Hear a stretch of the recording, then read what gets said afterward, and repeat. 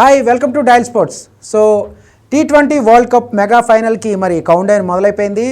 అందరూ ఊహించినట్టుగానే defending champion team India వరుసగా సెకండ్ టైం ఓవరాల్గా థర్డ్ టైం టైటిల్ అందుకోవడానికి రెడీ అయింది. At the same time opponent మనకి కూడా ఒక tough opponent New Zealand. So Ahmedabad వేదికగా ఈ మెగా ఫైట్ జరగబోతుంది. మరి ఈ టోర్నమెంట్లో ఇప్పటివరకు టీమిండియా పెర్ఫార్మెన్స్ ఎలా ఉంది, ఫైనల్లో విజయావకాశాలు ఎలా ఉన్నాయి, అలాగే న్యూజిలాండ్ ఫస్ట్ టైటిల్ వాళ్ళు చేస్తున్నారు. సో ఎంతవరకు మరి టీమిండియాని వాళ్ళు అడ్డుకట్ట వేసి వాళ్ళు టైటిల్ గెలుస్తారా, మరి మరోసారి టీమిండియాని నిలబెట్టుకుంటుందా, దీనికి సంబంధించి పూర్తిగా అనాలిసిస్ ఇవ్వడానికి ఫైనల్ మ్యాచ్ మీద ప్రస్తుతం మన స్టూడియోలో ఉన్నారు ప్రముఖ cricket commentator, sports analyst Rakesh Devareddy గారు. వెల్ నోన్ పర్సన్, అందరికీ తెలుసు. స్టార్ స్పోర్ట్స్ అండ్ సోనీలో కూడా కామెంటరీ చెప్తూ అందరికీ చాలా క్రికెట్ అనాలిసిస్ బాగా ఇస్తూ ఉంటారు. సో రాకేష్ గారు, welcome to our studio. Thank you. So ఎట్లా ఉండబోతుంది ఫైనల్ మ్యాచ్? చాలా ఎక్స్పెక్టేషన్స్ తగ్గట్టే టీమిండియా వచ్చింది. సో అపోనెంట్ కూడా ఒక టఫ్ అపోనెంట్, చాలామంది ఎక్స్పెక్ట్ చేస్తున్నారు. ఒక బ్లాక్ బస్టర్ ఫైనల్ అనుకోలేము. అబ్సల్యూట్లీ బ్లాక్ బస్టర్ ఫైనల్ ఉంటుంది. అసలు ఇండియా ఒక దశలో మనకు ఫైనల్కి రాదు కావచ్చు అన్నట్టు అనిపించింది. లీగ్ స్టేజ్లో స్టార్టింగే యూఎస్ఏతోని 66 దగ్గర 7-6 వికెట్స్ అట్లా పడిపోయిన తర్వాత సూర్యకుమార్ ఆడడం, ఆ తర్వాత ఇషాన్ కిషన్ ఆడడం. సో కొంచెం స్లోగా వచ్చింది, సూపర్ 8కి వచ్చింది. సూపర్ 8 రాగానే ఫస్ట్ మ్యాచ్ షాక్, సౌత్ ఆఫ్రికాతో అక్కడ పెద్ద మార్జిన్తో ఓడిపోవడం, ప్లస్ రన్ రేట్ కూడా చాలా పడిపోవడంతో ఇంకా అయిపోయింది. ఇండియా కంప్లీట్గా చేంజ్ అయిపోయినాయి. డూ ఆర్ డై మ్యాచ్ లాగా అయిపోయింది. జింబాబ్వేతో గెలవాలి, ఆ తర్వాత వెస్టిండీస్తో గెలవాలి. అటు చూస్తేనేమో వెస్టిండీస్ ఆల్రెడీ జింబాబ్వేతో బిగ్ మార్జిన్తో గెలిచింది, 250+ రన్స్ స్కోర్ చేసింది. సో ఇవన్నీ మైండ్లో పెట్టుకొని అసలు ఎక్కడ చూడు, ఏ అనలిస్టులు చూడండి, ఎవరు చూడండి, అసలు ఇండియా కష్టం, అంత రన్ రేట్, ఇంత రన్ రేట్, ఇది ఉంది అది ఉందని మాట్లాడినాం. ఫైనల్కి వచ్చేసినాం. బట్ జింబాబ్వేతో ఆడిన విధానం కావచ్చు, ఆ తర్వాత వెస్టిండీస్తో సంజు శాంసన్, అక్కడ వెస్టిండీస్తో గెలవడం మాత్రమే కాదు, సంజు శాంసన్ లాంటి ప్లేయర్ అద్భుతమైన కంబ్యాక్ ఇచ్చిండు. సంజు శాంసన్ ఎలాంటి ప్లేయరో ఒక్కసారి ఒక 10 years తర్వాత, 10 years కాదు, మోర్ దెన్ 10 years, 2015లో తను ఇంటర్నేషనల్ క్రికెట్కి వచ్చిండు. దాని తర్వాత సెమీఫైనల్ గెలవడం. సో ఇదంతా చూస్తే ఒక సర్ప్రైజ్ మిరాకిల్ లాగా అనిపించవచ్చు. బట్ ఇండియా మీద అందరికీ నమ్మకం ఉండే, ఆ నమ్మకానికి తగ్గట్టు ఇండియా ఫైనల్కి వచ్చింది. But what an extraordinary journey అనిపిస్తుంది. ఒక్కొక్క మ్యాచ్ మాట్లాడితే బ్లాక్ బస్టర్ కాదు, అంతకంటే మించి ఇంకేమైనా పేరు పెట్టగలిగితే అలాంటి బ్లాక్ బస్టర్ మ్యాచ్ డెఫినెట్గా చూస్తాం. మనం సెమీఫైనల్ ఎంత హోరాహోరీగా చూసినామో డెఫినెట్గా అట్లాంటి క్లోజ్ ఎన్కౌంటర్ అయితే చూస్తాం. ఇక్కడ అపోనెంట్ కూడా చాలా లక్కీగా వచ్చారు అనుకోవాలి. ఎందుకంటే పాకిస్తాన్ వాళ్ళు శ్రీలంక మీద రన్ రేట్ మార్జిన్ వాళ్ళు అందుకోలేకపోవడంతో న్యూజిలాండ్కి అవకాశం వచ్చి అక్కడ నుంచి కూడా వాళ్ళు పెర్ఫామ్ చేస్తూ వచ్చారు. సో న్యూజిలాండ్ జర్నీని ఎట్లా చెప్తారు? New Zealand and India journey almost same లాగానే చెప్పొచ్చు. కాకపోతే న్యూజిలాండ్ ఒక 2 మ్యాచ్లు ఓడిపోయింది ఇప్పటివరకు ఈ టోర్నమెంట్లో. ఇండియా ఒక్క మ్యాచ్ ఓడిపోయింది. వాళ్ళ journey of course up and downs లాగా అనిపించింది. ఒకవేళ మీరు ఇందాక అన్నట్టు పాకిస్తాన్ కనుక 14.2 ఓవర్స్లో అనుకుంటే, if I'm not wrong, subject to correction, ఆ ఓవర్స్లో కనుక వాళ్ళను రెస్ట్రిక్ట్ చేసి లేదంటే అంత టోటల్ లోపు అవుట్ చేసి ఉంటే వాళ్ళు వస్తుండే. బట్ అక్కడ అది జరగలేదు, ఎందుకంటే న్యూజిలాండ్ బెటర్గా ఆడింది. వాళ్ళకు ఒక మ్యాచ్ కూడా వాష్అవుట్ అయినట్టు అనిపించింది. సో ఇవన్నీ దృష్టిలో పెట్టుకుంటే న్యూజిలాండ్ కూడా చాలా అద్భుతంగా ఆడింది. బట్ సెమీఫైనల్లో ఆ ఇద్దరు ఓపెనర్స్ ఎట్లా ఆడారు, అదేం పెద్ద టోటల్ కాదు, ఒక రకంగా డేంజర్ సిగ్నల్సే నో డౌట్. ఎందుకంటే మీరు చూడండి, టీమ్ సైఫర్ట్ అండ్ ఫిన్ అలెన్ మనకు ఫిన్ అలెన్ గురించి ఎక్కువ చాలామంది తెలియకపోవచ్చు, ఎందుకంటే తను చాలా తక్కువ ఆడిండు ఐపీఎల్. ఒకవేళ ఐపీఎల్ ఎక్కువ ఆడుంటే మనకు తెలుసు, కానీ పాకిస్తాన్ సూపర్ లీగ్లో కావచ్చు, కరేబియన్ ప్రీమియర్ లీగ్లో కావచ్చు, లేదంటే బిగ్ బ్యాష్లో కావచ్చు, is an extraordinary and terrific player. చాలా డేంజరస్ హిట్టర్ తను. ఇంగ్లాండ్తో మన సెమీఫైనల్లో చూసుంటారు ఎంత డేంజరస్ హిట్టింగ్ చేసిండో సౌత్ ఆఫ్రికాతో. అసలు మామూలు హిట్టింగ్ కాదు, 33 balls century, fastest century in T20 world cups. And మీరు తన ఇన్నింగ్స్ చూస్తే ఎక్కడ కూడా అన్ఆర్థడాక్స్ షాట్స్ లేవు, అన్నీ కూడా proper cricketing shots, straight down the ground, లేదంటే పుల్ షాట్స్, కట్ షాట్స్ తప్పించి ఆ స్కూప్ షాట్స్ చాలా లిమిటెడ్గా చూసాం.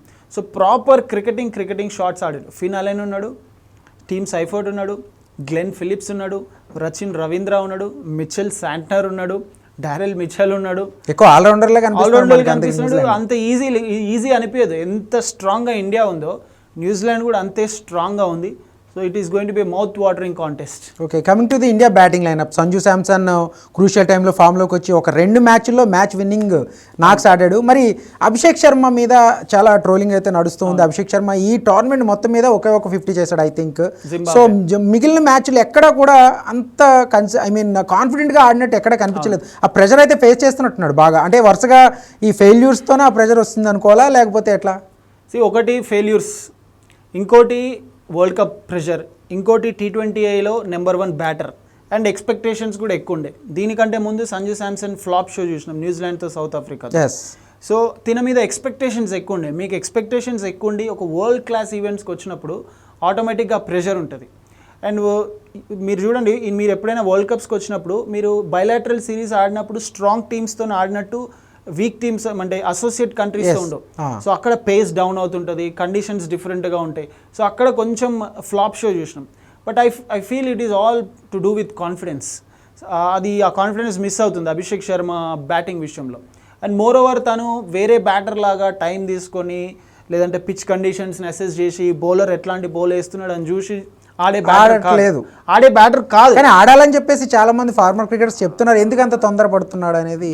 But I don't accept with them. నేను వాళ్ళతో యాక్సెప్ట్ చేయను. ఎందుకనంటే ఇట్లాంటి దాంట్లో సడన్గా మీరు చేంజ్ చేసుకుని ఆడడానికి మీరు మిడిల్ ఆర్డర్ బ్యాటర్ అయితే మీరు చేంజ్ చేసుకోవచ్చు.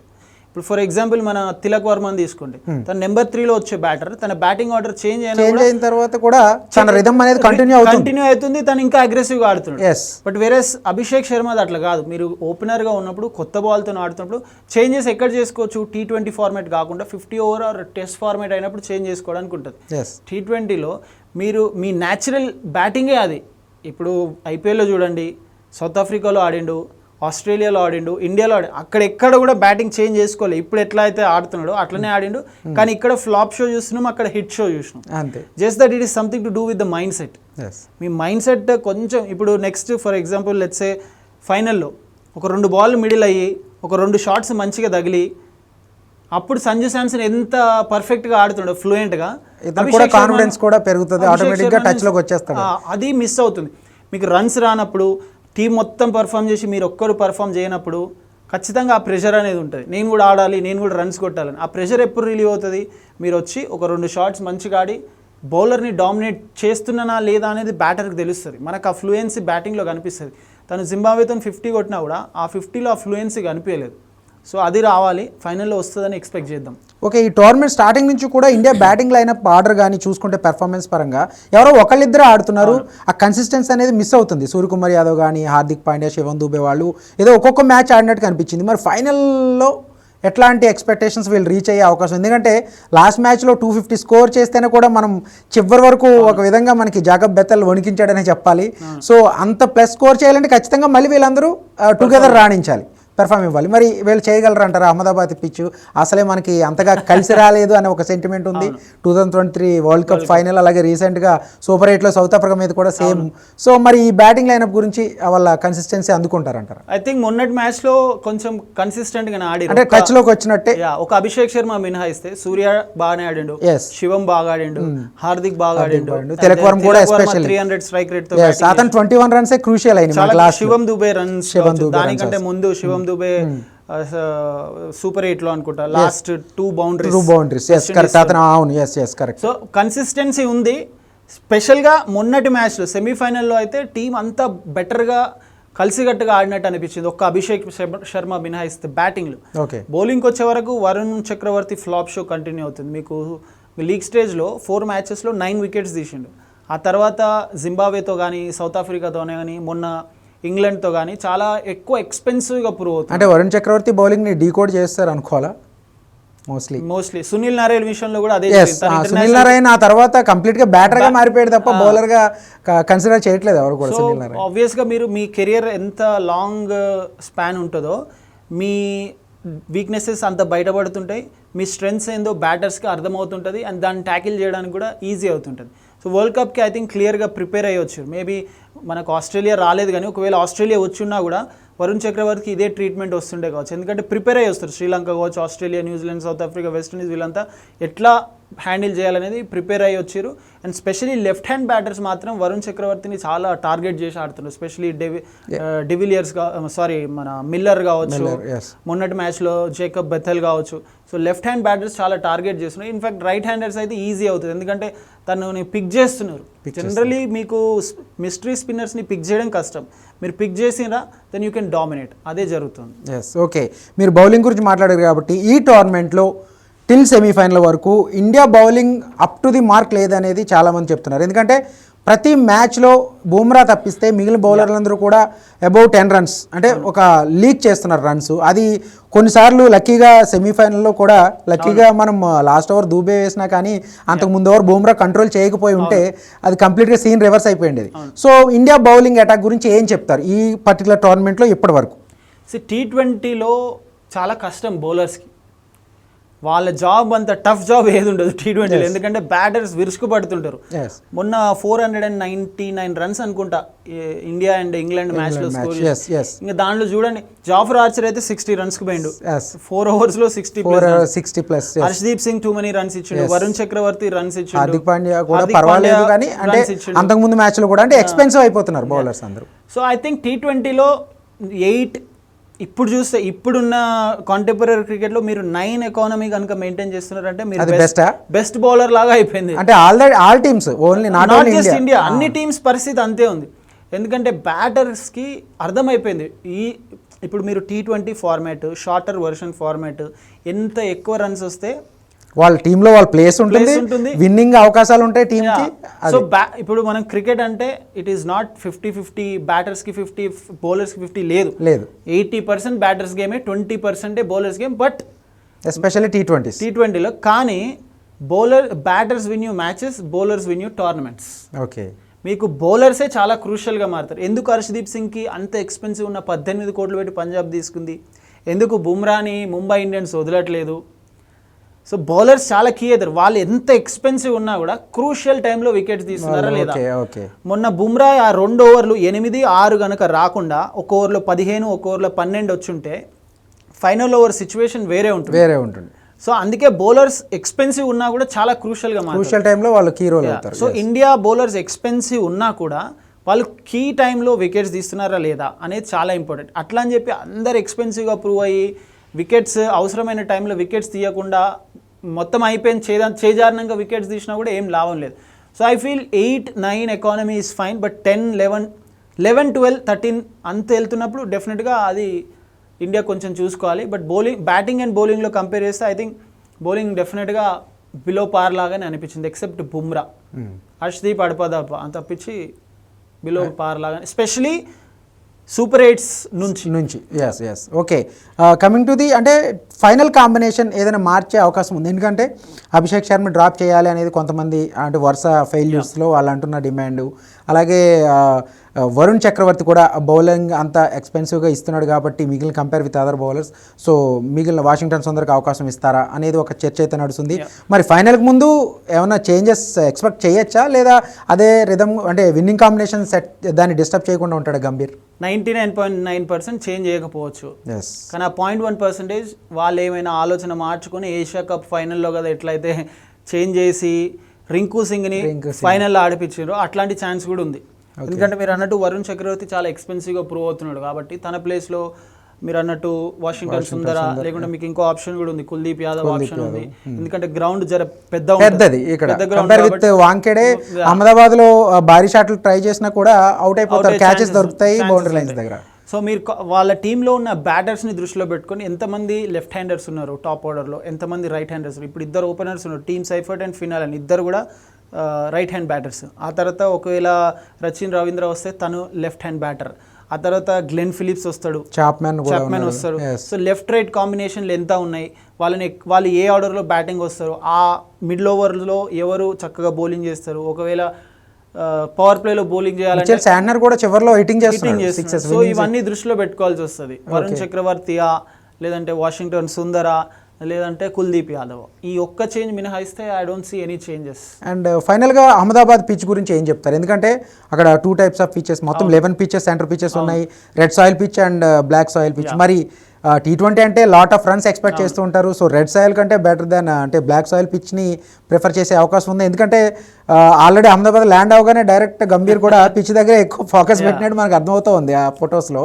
సో మీరేం చెప్తారు, ఎటువంటి పిచ్ ఎక్స్పెక్ట్ చేయొచ్చు? ఇంకా మనకు క్లారిటీగా మనకి ఏం ఇన్ఫర్మేషన్ రాలేదు, వాళ్ళు ఏ వికెట్ మీద ఆడుతున్నారు, రెడ్ సాయిలా బ్లాక్ సాయిలా, లేదంటే 2020 అంటే ఫైనల్ హోరాహోరీగా జరగాలంటే ఏది రిఫర్ చేస్తారు, మీరు ప్రిఫర్ చేస్తారంటే red soil pitch lot of runs expect చేస్తారంటే వాంఖేడే స్టేడియం లాగా రెడ్ సాయిల్ మీద అయితేనే మీకు ఎక్కువ రన్స్ రావచ్చు.